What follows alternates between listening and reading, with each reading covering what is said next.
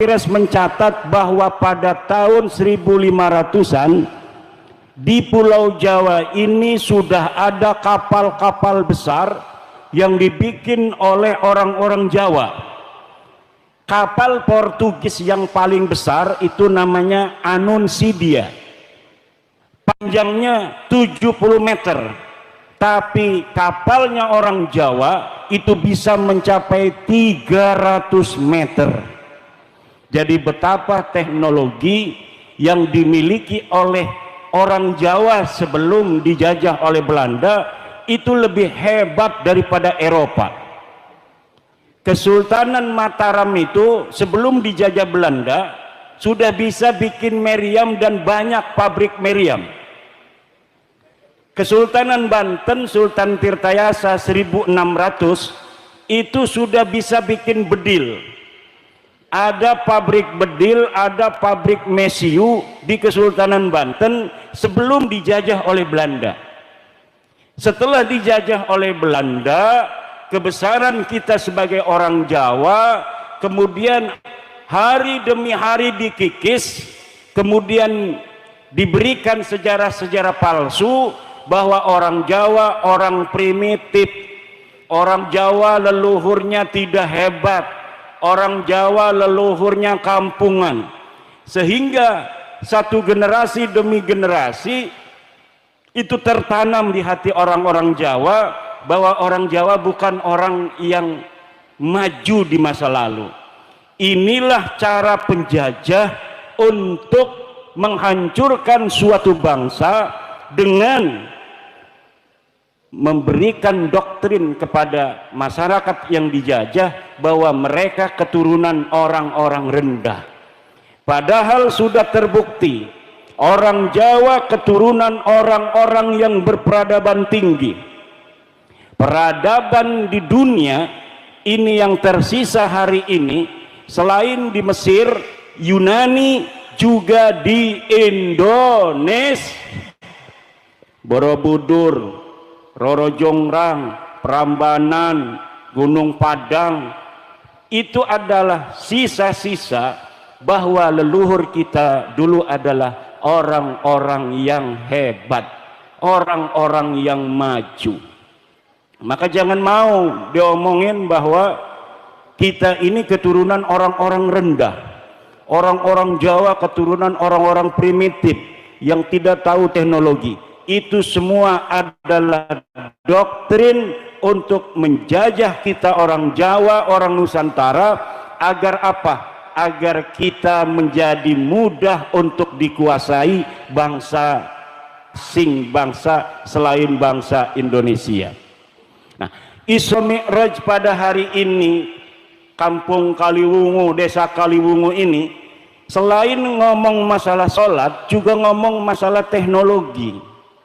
Karena Isra Mi'raj ini menjadi sebuah isyaratan teknologian bahwa dulu Nabi Muhammad ketika Isra Mi'raj itu kalau dipikirkan secara biasa, secara sederhana tidak mungkin orang dari Mekah menuju ke Palestina dalam waktu 1 malam. Dengan onta saja 1 bulan pergi, 1 bulan pulang. Kenapa ini 1 malam? Belum Mi'raj ke langit, pulang lagi sebelum subuh. Ini adalah tantangan teknologi bagi umat Islam, bahwa umat Islam tidak boleh ketinggalan teknologi. Sebelum Nabi Muhammad itu diisrokan, dibelah dadanya. Ini adalah tantangan kedokteran, bahwa manusia itu dadanya bisa dibelah tapi dia masih bisa tetap hidup. Yang sudah dibelah banyak itu perempuan tapi nggak isro-isro. Betul apa tidak? Kadang-kadang satu ibu-ibu dibelahnya 3 kali. Isro-isro. Mi'raj mungkin Mi'raj. Mi'raj itu artinya naik. Ya kalau isro itu berjalan di waktu malam. Tukang nyari kodok juga isro itu lugatan. Kalau naik itu Mi'raj. Mi'raj itu asal makna lugawinya naik. Jadi setiap yang naik-naik itu adalah Mi'raj. Orang naik kelapa itu lagi Mi'raj. Naik motor itu namanya ibu-ibu Mi'raj. Isra Mi'raj. Subhanalladzi asra bi'abdihi laila minal masjidil haram ilal masjidil linuriyahu min ayatina innahu huwas sami'ul basir. Innahu huwas. Subhanalladzi asra, maha suci Allah yang telah memperjalankan hambanya. Hada yadullu anna nabiyya urija bil jasadi war ruh li'anna Allah abbara bi 'abdi 'abdun ruhan wa jasadan. Jadi Nabi itu Isra Mi'rajnya ruh dan jasadnya, bukan hanya jasadnya saja, nggak ada ruhnya, orang mati itu mah. Bukan hanya ruhnya saja tanpa jasad, itu namanya orang ngimpi. Tetapi Isra Mi'raj itu ruhan wa jasadan, ruh dan jasadnya. Falidzalika abbara bi subhanallah. Subhanallah ini adalah menunjukkan hal yang besar. Kalaulah Nabi itu Isra Mi'rajnya hanyalah ngimpi, nggak usah pakai subhanallah. Wong saya juga pernah ngimpi, betul apa tidak? Kita adanya di Kebumen, ngimpi ke Jakarta. Itu aneh apa tidak? Tidak biasa. Tidak usah pakai subhanallah. Tapi karena Allah mengatakan subhanalladzi hada yadullu ala anna qaunil mi'raj bil jasadi war ruh li'annahu amrun mustaghrab, amrun ajib, sesuatu yang aneh, sesuatu yang luar biasa. Falidzalika abbara bi subhanalladzi. Kalaulah mimpi nggak usah pakai subhana. Ini orang yang tidak percaya Isra Mi'raj ini jangan gegabah, hukumnya kafir, Bu. Kenapa? Karena dalilnya Isra itu qat'iyyud dilalah wa qat'iyul wurud. Qat'i hukumnya. Kalau Mi'raj itu hanya fasek. Orang yang tidak percaya Nabi Muhammad itu Mi'raj jasad dan ruhnya itu fasek. Tapi tidak percaya pada Mi'rajnya mutlaqan itu hukumnya kafir. Li'annahu sabitun bil ijma'. Sabitun bil ijma' wa man angkara ma sabata minad dini bil ijma'i fahuwa kafir. Orang yang tidak percaya adanya sesuatu yang telah tetap sahih dari agama, maka dia hukumnya kafir. Wal mi'raju sabitun bil ijma' bi annahu waqi' walakin ikhtalafal ulama fi annal mi'raja bil jasadi am bir ruhi ma'an. Qalatil mu'tazilah, kata orang Mu'tazilah, kalau Isra Mi'raj betul jasad dan ruh, tapi kalau Mi'raj hanya ru'yah manamiyah. Apa namanya? Ru'yah manamiyah, ngimpi saja kalau Mi'raj. Tapi Mi'rajnya terjadi karena itu sabitun bil ijma' bil ahadisil mutawatirah. Hadis-hadisnya mutawatir. Nabi pergi ke langit pertama, nggak boleh masuk dengan Jibril. Ditanya, hei Jibril, kamu siapa? Saya Jibril. Wa man ma'aka, siapa yang bersama kamu? Muhammad. Aursila, apakah dia sudah diangkat jadi rasul? Naam. Tafadhol. Baru masuk. Setelah di langit kedua dijaga lagi. Hei, mau kemana lo? Siapa lo mau masuk langit kedua? Ana Jibril. Wa man ma'aka, siapa yang bersama kamu? Muhammad. Abu Isa, apakah dia sudah diutus jadi nabi? Betul, dia sudah diutus. Baru dibuka. Susah, Bu, mau Mi'raj itu. Susah mau Mi'raj. Makanya kata Imam Qushairi, Al-mi'raju la yaqa'u li ghairil Mustafa. Mi'raj itu tidak terjadi bagi selain Nabi Muhammad sallallahu alaihi wasallam. Ada orang ngaku-ngaku mi'raj semalam 70 kali, Bu.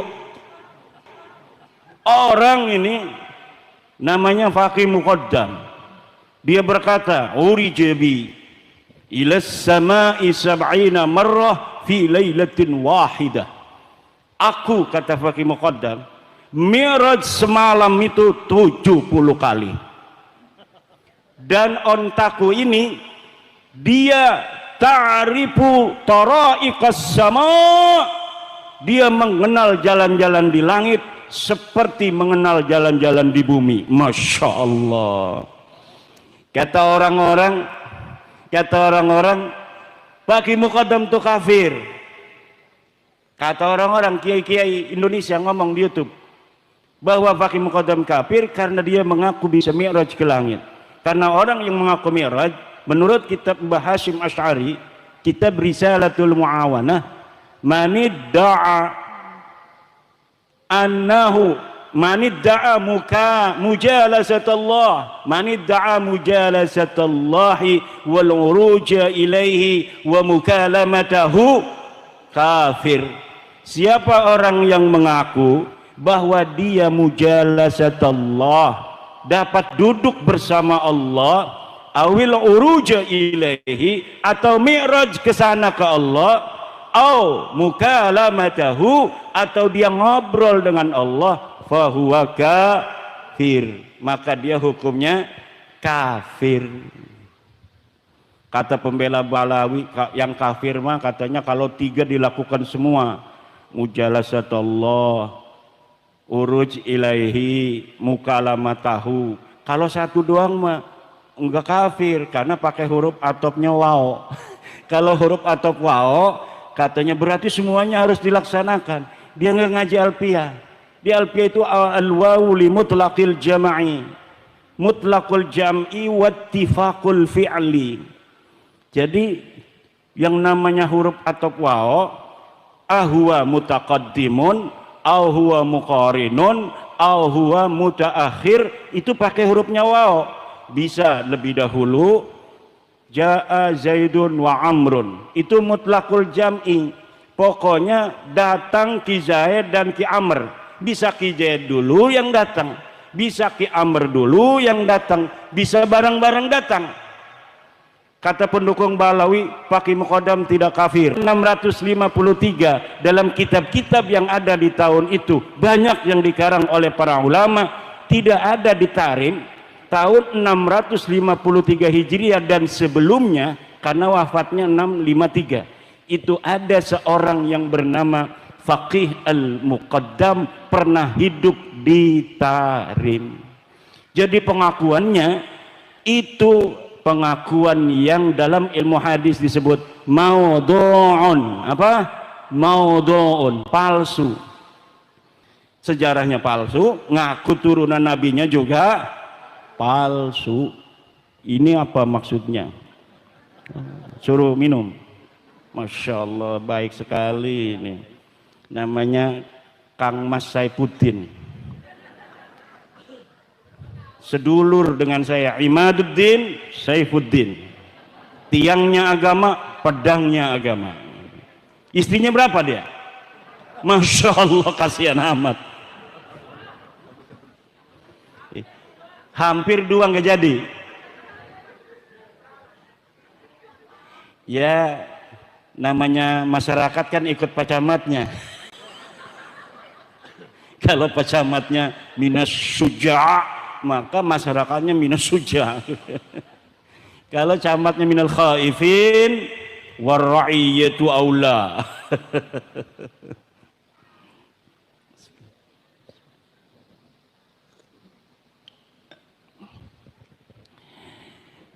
Saya ibu-ibu ngomong Faqih Muqaddam sebagai orang bayang yang tidak ada sejarahnya, tidak ada sosoknya, ini disangka dibayar oleh Cina katanya. Ini Kiai Imad ini membatalkan nasabah Balawi karena dibayar oleh Cina.